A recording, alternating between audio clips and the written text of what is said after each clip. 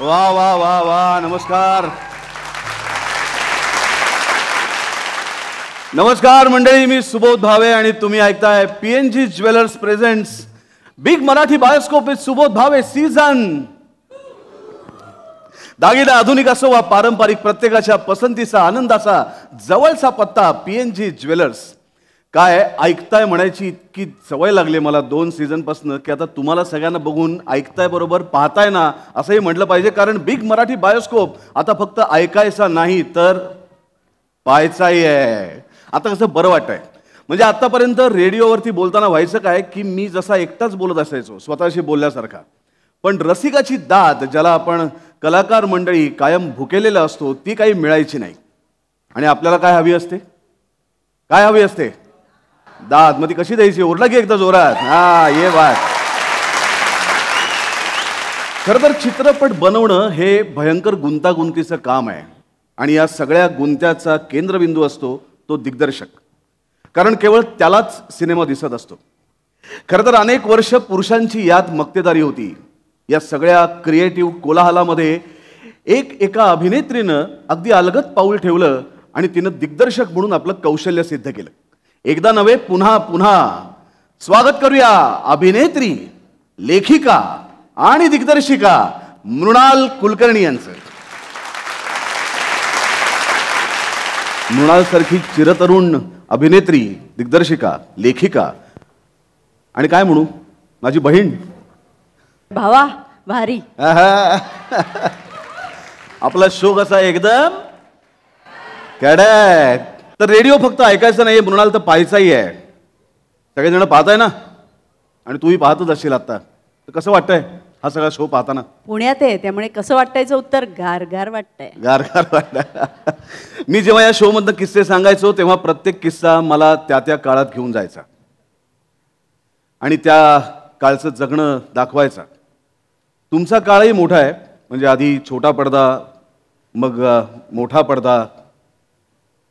तुम्ही जेव्हा तुमच्या या सगळ्या प्रवासाकडे बायोस्कोपमधनं पाहता तर असा कुठला अनुभव आहे, एखादा किस्सा आहे जो तुम्हाला आता आपल्या या सगळ्या प्रेक्षकांशी शेअर करावं असं वाटतं? अभिनेत्री होणं खूप सोपं असं मला आता वाटतं. दिग्दर्शक आता तूही बंद आहेस त्यामुळे तुलाही ते वाटतच असणार की माझे सीन्स काय आहेत, हां एवढे सीन्स आहेत का, ओके चला कॉफी आणा, चहा आणा, हां माझी व्हॅनिटी व्हॅन कुठे आहे, हां मी इथे बसतोय, ओके चला माझं झालं, संपले माझे सीन्स, ओके बाय टाटा, उद्या भेटू.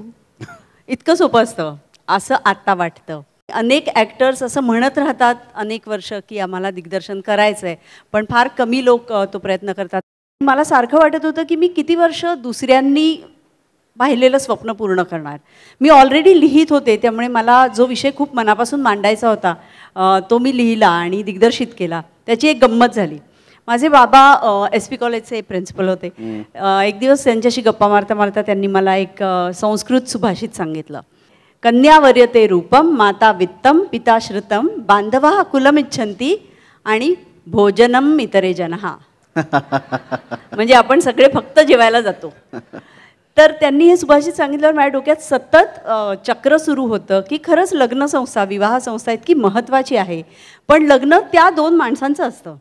तर मला दूरचित्रवाणीवरच्या मालिका बघताना सतत असं वाटत राहतं की आपल्या आजी आजोबांबरोबर, आईबाबांबरोबर जी एक छोटी मुलांची पिढी या मालिका बघते त्यांना या नात्यांबद्दल काय वाटत असेल.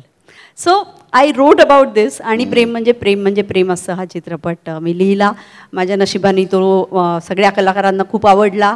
तो चालला खूप, त्याला पुष्कळ अवॉर्ड्स मिळाली आणि मग माझा प्रवास सुरू झाला.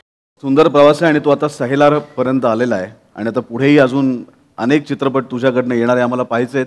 मृणाल, आपण कायम आरडाओरड करत असतो की मराठी चित्रपटांना प्रेक्षक लाभत नाहीत, पण आता ही एवढी गर्दी आजच्या या कार्यक्रमासाठी बघितल्यानंतर की जो संपूर्ण कार्यक्रमच मराठी चित्रपट आणि नाटकांवरती आधारित आहे त्याला, आणि आत्ताच नुकताच तुझा रिलीज झालेला सुभेदार हा चित्रपट देखील अतिशय जोरात थिएटरमध्ये चालू आहे. ही सगळी गर्दी बघून आणि मराठी चित्रपटांच्या बाबतीत होणारी ओरड बघून या सगळ्या प्रेक्षकांबद्दल तुला काय वाटतं?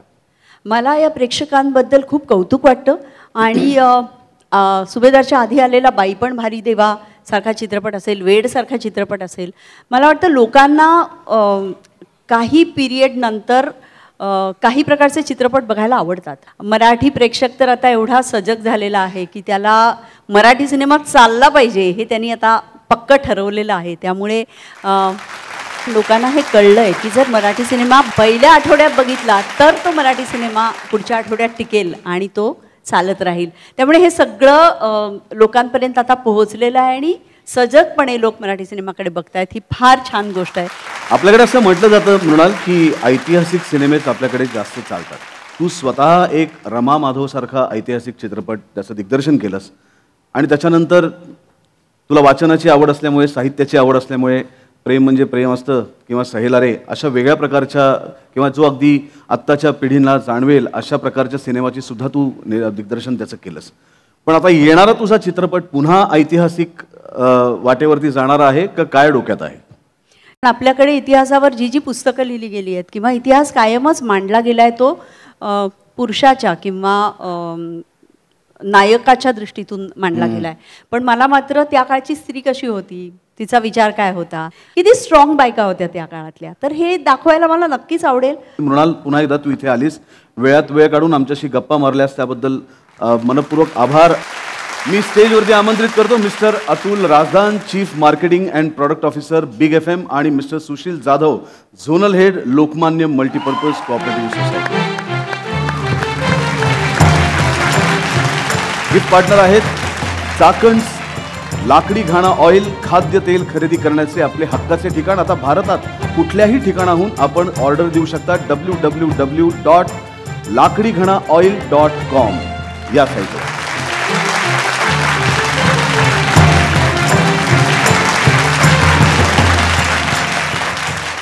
रसिका, अगदी अलीकडची ताजी गोष्ट कोणती सांगा सांगा, अगदी अलीकडची. हा सांगा, कोणाचा वाढदिवस? बरोबर ओळखलं, आशा भोसले यांचा 90वा वाढदिवस. आता आशा भोसले यांचा अफाट उत्साह आणि कायमचं तारुण्यातलं मन या बाबतीत आपण कितीही बोललो तरी कमीच आहे. आणि त्यांच्या गाण्यांबद्दल बोलायचं तर एक शो पुरेसा नाही, एक अख्खी मालिका करावी लागेल आपल्याला. वयाच्या 10व्या वर्षी म्हणजे 1943 मध्ये माझा बाळ या मराठी चित्रपटासाठी त्या पहिल्यांदा गायल्या. 1946च्या सुमारास हिंदीत त्यांचा प्रवेश झाला. आशाताई मराठी गाणी भरभरून गायल्या.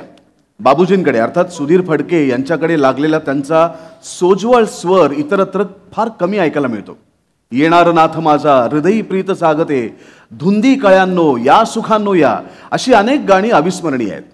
जगाच्या पाठीवर मधली त्यांची गाणी हा तर एक अनमोल ठेवा आहे. दुसरीकडे हृदयनाथ मंगेशकर यांच्याकडचा त्यांचा क्लास हा काहीतरी वेगळाच आहे. सखी ग, दिन कैसे रजनी, मी मज हरपून, यामधल्या शेवटच्या ताना निव्वळ भान हरपून टाकणारे आहेत. जीवलगा राहिले दूर, तरुण आहे रात्रमधला गार वारावरची त्यांची हरकत एकदम भारी. आपले वडील मास्टर दीनानाथ मंगेशकर यांची आशाताईंनी गायलेली नाट्यगीतं हाही एक मोलाचा ऐवज आहे. युवती मना, कठीण कठीण कठीण किती, मधुमिलनात या, अशा या नाट्यगीतातल्या दाणेदार ताना आणि हरकती अचंबित करणाऱ्या आहेत. गाण्यांखेरीज आशाबाईंचा छंद म्हणजे पाककला. त्या एक अप्रतिम कुक आहेत, स्वयंपाकी आहेत, हे आपल्या सर्वांना माहिती आहेच आहे. याच छंदाचे त्यांचा धाकटा मुलगा नंदू आनंद भोसले यानं यशस्वी व्यवसायात रूपांतर केलं. आशाज नावाची रेस्टॉरंटची साखळी दुबई, कुवेत अशा अनेक देशांमध्ये आहे. तिथल्या शेफ्सना आशाताईंनी स्वतः ट्रेनिंग दिलंय हे सांगूनही कोणाला खरं वाटणार नाही. आशाताईंबद्दल आणखी एक महत्त्वाची गोष्ट म्हणजे आशाताई अतिशय स्पष्ट वक्त्या आहेत. ज्येष्ठ गायक सुरेश वाडकर यांनी सांगितलेला एक किस्सा. मधल्या काळात जवळपास 10 वर्ष लता मंगेशकर सुरेश वाडकर यांच्याशी बोलत नव्हत्या. काहीतरी बिनसलं होतं. आशाताईंना ही गोष्ट कळली. एकदा सुरेशजी आणि आशाताई सोबत असताना आशाताईंनी हा विषय काढला. सुरेशजींनी आपली बाजू मांडली. म्हणजे हा निव्वळ गैरसमज होता हे आशाताईंच्या लक्षात आलं आणि मग काय, आशाताईंनी आपली गाडी सुरेश वाडकरांना देऊन त्यांना थेट प्रभुकुंजवर पाठवलं. सुरेश वाडकर लता दिदींना भेटले, बोलणं झालं, सगळे गैरसमज दूर झाले आणि पुन्हा एकदा लता मंगेशकर आणि सुरेश वाडकर एकत्र गाऊ लागले. किती सहज, साधा, सरळ स्वभाव. आशाताई एव्हरग्रीन आहेत ते याचमुळे. बायोस्कोप आता फक्त ऐकायचा नाही तर पाहायचा सुद्धा आहे. मला असं वाटतं तुम्ही सगळेच जण आता आरजे झालेलात माझ्याबरोबर, त्यामुळे आपण सगळे मिळून हा शो करतोय असंच मला वाटायला लागलंय. पण खरं सांगतो, मराठी चित्रपटांवरचा आणि नाटकांवरचा इतका सुंदर शो, पहिला सीझनचे 60 आणि दुसऱ्या सीझनचे 60 एपिसोड, इतका मोठा कॉन्टेंट देताना, तो ऐकताना, तो बोलताना मला सुद्धा जाम भारी वाटत होता आणि आपल्या मराठी चित्रपटांचा खूप अभिमान वाटत होता. अलीकडे सोशल मीडियामुळे एक फार बरी गोष्ट झाली आहे, म्हणजे आपण अगदी एवढंसं अगदी छोटुकलं काहीतरी जरी केलं ना तरी ते जगाला आपल्याला सांगता येतं. आता स्थिती अशी आहे की आपण रोज एखादा फोटो नाही टाकला ना तर लोक आपल्याला विसरतील की काय, अशी भीती वाटायला लागली आहे पब्लिकला. पण आजचा काळ सोडा, बोलपट जेव्हा आला होता, म्हणजे साधारण 90 वर्षांपूर्वी, तेव्हा ही मंडळी स्वतःबद्दल कसं सांगत असतील, तेव्हाचे लोक कसे होते. तेव्हा तर केवळ मुद्रित माध्यमं होती, सिनेमालाही फारशी जागा मिळत नसे पेपरात. मग काय करत असतील ते, त्याची एक गोष्ट सांगतो. 1933 सालची ही गोष्ट. पुण्यात प्रभात फिल्म कंपनीची वाटचाल सुरू होती. प्रभात हे मराठी चित्रपटसृष्टीच्या, खरं तर भारतीय चित्रपटसृष्टीच्या इतिहासातलं मानाचं सोनेरी पान. प्रभातचे सिनेमे माइलस्टोन होतेच, पण ही कंपनीच फार महत्त्वाची होती. तर पुलंनी पुण्यातल्या प्रभातच्या वातावरणाचं मजेशीर वर्णन एक होती प्रभात नगरी या लेखात केलंय. पुलं म्हणतात, प्रभातमधली कलावंत मंडळी त्यावेळच्या प्रभात रोडवरनं सायकलवरून आणि पायी पायी जायची. बरं, हा काळ 90 वर्षांपूर्वीचा आहे. तर सायकलच्या हँडलला किंवा हातातल्या पिशवीला जेवणाचा डबा घेऊन निघालेली ही माणसं कारखान्यात नोकरीला जाणाऱ्या कामगारांसारखी वाटत. पुलं म्हणजे मास्टरपीस होते. आज स्टुडिओत येताना जवळपास प्रत्येक मराठी कलाकाराकडे आपली गाडी आहे. आजचा मराठी कलाकार हा सेलिब्रिटीज आहे आणि त्यानं तसंच टापटीप असायला हवं, कारण आज प्रत्येकाच्या हातात फोन आहे.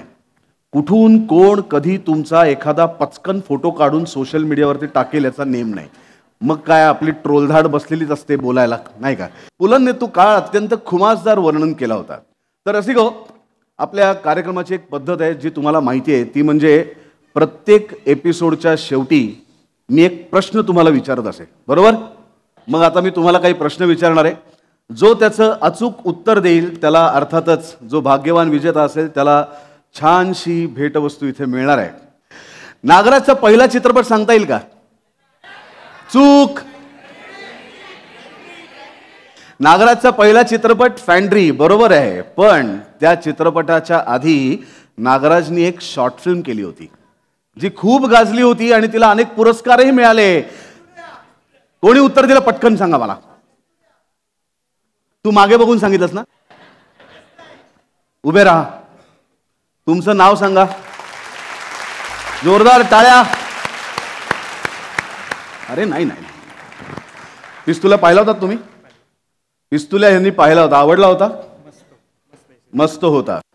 आणि खरं तर नागराजची सुरुवात पिस्तुल्या या शॉर्ट फिल्मपासून झाली होती. त्याच्याही आधी त्यांनी अनेक कलाकृती, तो स्वतः अत्यंत उत्तम लेखक आहे, कवी आहे, त्यामुळे या क्षेत्राशी त्याचा आधीपासून संबंध होताच. फॅन्ड्रीसारखा एक अफलातून सिनेमा नागराजने दिला आणि खऱ्या अर्थाने दिग्दर्शक म्हणून नागराज मंजुळे सगळ्या लोकांसमोर आला. आणि मग सैराटनी त्याच्यावरती कळस चढून चमत्कार केला आणि मराठी चित्रपटसृष्टीला एका वेगळ्या उंचीवरती नेऊन ठेवलं. तर पुढचा प्रश्न असा आहे, सगळ्यात पहिला राष्ट्रीय पुरस्कार सर्वोत्कृष्ट चित्रपटासाठी कुठल्या चित्रपटाला मिळाला? श्यामची आई, अगदी बरोबर. दुसऱ्या वर्षी कुठल्या चित्रपटाला मिळाला? मी हे सांगितलंय आहे आपल्या कार्यक्रमातनं. हा, दुसऱ्या वर्षी, दुसऱ्या वर्षी, सलग दुसऱ्या वर्षी. संत तुकाराम नाही. बर चला, मराठी चित्रपट ही एक हिंट देतो. महात्मा फुले करेक्ट उत्तर आहे. आचार्य अत्रे यांनीच दिग्दर्शित केलेला पुढचा चित्रपट महात्मा फुले. आणि श्यामची आई आणि महात्मा फुले या दोन्हीही मराठी चित्रपटांना राष्ट्रीय पुरस्कारांची घोषणा होऊन सुरुवात झाल्यानंतर लागोपाठ पहिल्या दोन्ही वर्षांचे विजेते चित्रपट मराठी चित्रपट होते. याचा आपल्याला अभिमान वाटला पाहिजे. काय नाव तुमचं? डॉक्टर विजय बालगरे, राजगुरुनगरवरनं आलेले. एकदा जोरदार टाळ्या त्यांच्यासाठी. खूप सुंदर. आणि आता महत्त्वाच्या प्रश्नाकडे येऊया. पण अशी कोणती मराठी अभिनेत्री होती जिला सगळ्यात पहिल्यांदा सर्वोत्कृष्ट अभिनेत्रीचा राष्ट्रीय पुरस्कार मिळाला? एक एक एक एक करून सांगा. सुलोचना नाही. थांबा, एक एक एक एक करून. हा तुम्ही सांगा. काळा शर्ट. स्मिता पाटील नाही. हा कोण? जयश्री गडकर नाही. हा तुम्ही सांगा. इंदिरा चिटणीस नाही. कमलाताई गोखले नाही. शांता आपटे नाही. या पुढे या. कोल्हापूरवरनं दुष्यंत इनामदार. जोरदार टाळ्या. आणि त्यांनी अचूक उत्तर दिलेलं आहे. राष्ट्रीय पुरस्कारांची सुरुवात झाल्यानंतर पटकवणारी पहिली मराठी अभिनेत्री आहे मिताली जगताप, बाबू बँड बाजा या चित्रपटासाठी. आणि त्याच्यानंतर मितालीनंतर अजून एका मराठी अभिनेत्रीनी या पुरस्कारावरती आपलं नाव कोरलं. तिचं नाव आहे उषा जाधव. ढग या चित्रपटासाठी. सगळ्यात पहिला मराठी अभिनेता कोण ज्यांनी राष्ट्रीय पुरस्कार मिळवला सर्वोत्कृष्ट अभिनेता म्हणून? दादा कोंडके नाही. नाही नाही नाही. सगळ्यात पहिल्यांदा मराठी चित्रपटासाठी सर्वोत्कृष्ट अभिनेता म्हणून किताब पटकवला तो जोगवा या चित्रपटासाठी उपेंद्र लिमया यांनी. त्याच्यानंतर त्या पुरस्कारावर आपलं नाव कोरलं ते अनुमती या चित्रपटासाठी विक्रम गोखले यांनी. आणि देऊळ या चित्रपटासाठी गिरीश कुलकर्णी यांनी. या तीनही आपल्या कलाकारांचे, दुर्दैवाने त्यातले एक आज आपल्यात नाही आहेत, पण तीनही कलाकारांचे एकदा जोरदार टाळ्या वाजून आपण कौतुक करूया. गिझमोर हा एक कन्झ्युमर इलेक्ट्रॉनिक्स ब्रँड आहे जो तुमची डिजिटल लाईफस्टाईल सुधारण्यासाठी ॲक्सेसरीज आणि गॅजेट्सची व्हरायटी ऑफ रेंज ऑफर करतो. खरं तर ही अतिशय अवघड बाब आहे.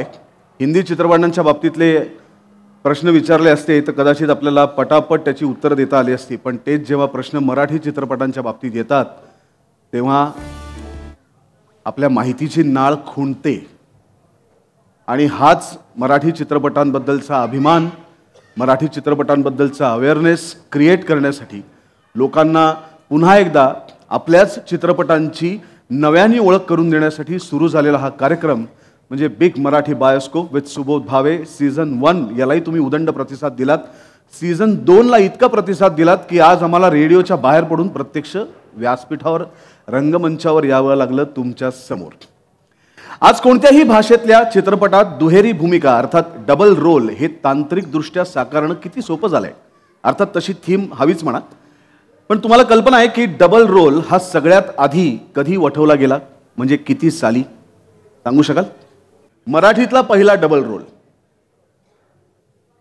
यासाठी आता आपल्याला जायला हवं डायरेक्ट 1933च्या काळात. सरस्वती सिनेटोन या बॅनरच्या आउट घटकेचा राजा या चित्रपटात शाहू मोडक यांनी भोला आणि राजपुत्र अशी दुहेरी भूमिका साकारली. आणि त्या काळात ही फारच कठीण गोष्ट होती. त्या काळी डबल रोल कुणी कल्पनाही करू शकत नव्हतं, पण या चित्रपटानं ती किमया साधली. हा चित्रपट त्या अर्थानं माइलस्टोन ठरला. कालांतरानं मराठीत अनेक कलाकारांनी दुहेरी भूमिका साकारल्या. डबल रोलची भुरळ आपल्या मराठी सिनेमासृष्टीतल्या दादा माणसालाही पडली. आपले दादा कोंडके. आपण इथे तर माइलस्टोन चित्रपटांबद्दल बोलतोय. इथे आमचे दादाच माइलस्टोन आहेत. इथं बाकी काय बोलायचं. तर अशा आमच्या दादांनी आपल्या सदिच्छा चित्र या बॅनरखाली आंधळा मारतो डोळा या चित्रपटात शहरी कृष्णकुमार आणि ग्रामीण भीमा अशी दुहेरी भूमिका साकारली. पण जेव्हा हा ट्रेंड होता तेव्हा खूपच जोरदार कमाई त्या सिनेमांनी तिकीट बारीवरती केली होती. अलीकडे हा हिट कोटीच्या कमाईत ठरवला जातो, पण पूर्वी तसं नव्हतं. मला माहिती आहे इथे बसलेले अनेक जण सांगतील की पूर्वी सिनेमा हिट आहे का नाही हे कसं ठरवायचं सांगा. मोठ्यांदा सांगा. सिल्वर जुबिलीवरून. पूर्वी मात्र जुबिलीचा काळ होता. 25 आठवडे म्हणजे रौप्य महोत्सव, 50 आठवडे म्हणजे सुवर्ण महोत्सव असा चोख प्रकार असे. आणि मग मुंबई अथवा पुण्यामध्ये जोरदार सेलिब्रेशन, झकास पार्टी आणि आठवणीत राहील अशा स्मृतिचिन्हांचं अर्थात ट्रॉफीचं वाटप व्हायचं. पण तुमच्या मनात एक प्रश्न असेल की पहिला रौप्य महोत्सवी यश मिळवणारा मराठी चित्रपट कोणता? मंडळी, तो चित्रपट होता भालजी पेंढारकरांचा. या चित्रपटाचं दिग्दर्शन, कथा, पटकथा, संवाद, गीतं अशा सगळ्या जबाबदाऱ्या भालजी अर्थात बाबांनी उचलल्या होत्या. तो चित्रपट होता श्याम सुंदर. हा 1932 साली आलेला चित्रपट. अशातच अनंत माने दिग्दर्शित सांगते ऐका या मराठी चित्रपटानं पुण्यातल्या विजयानंद चित्रपटगृहात विक्रमी जुबिली साजरी केली. हा मुक्काम किती आठवड्याचा होता माहिती आहे? 4 कमी करा. या सिनेमाने चक्क 131 आठवड्यांचा मुक्काम करत विक्रम स्थापन केला आणि मग कालौघात एंट्री झाली दादांची. त्यानंतरचा इतिहास आपल्याला माहिती आहेच आहे. दादा कोंडके यांच्या सोंगाड्या, एकटा जीव सदाशिव, आंधळा मारतो डोळा, पांडू हवालदार, तुमचं आमचं जमलं, राम राम गंगाराम, योच नवरा पाहिजे अशा ओळींनी 9 चित्रपटांनी जुबिली हिट यश मिळवलं आणि याची नोंद गिनीज बुक ऑफ वर्ल्ड रेकॉर्डमध्ये झाली. किरण शांताराम निर्मित आणि सचिन पिळगावकर दिग्दर्शित अशी ही बनवा बनवीनं मुंबईतल्या प्लाझा चित्रपटगृहात 50 आठवड्यांचा मुक्काम केला. जुबिली हिटचा संदर्भ आला की आणखी एक सिनेमा आपल्या समोर येतो आणि तो माइलस्टोन चित्रपट होता माहेरची साडी. महाराष्ट्रात अनेक शहरात या सिनेमानं जुबिली यश हिट मिळवलं. मुंबईत चित्रा चित्रपटगृहात हा सिनेमा 75 आठवडे चालला, तर पुणे शहरातल्या प्रभात चित्रपटगृहात 125 आठवडे या सिनेमानं मुक्काम केला. हे दणदणीत यश साजरं करताना दादा कोंडके स्वतः जातीनं तिथे हजर होते आणि आता तुम्ही त्याचे साक्षीदार होतात. PNG jewellers presents big Marathi bioscope with Subodh Bhave season 2. दागिना आधुनिक असो वा पारंपरिक, प्रत्येकाच्या पसंतीचा, आनंदाचा जवळचा पत्ता पीएनजी ज्वेलर्स. बायोस्कोप आता फक्त ऐकायचा नाही तर पाहायचा सुद्धा आहे.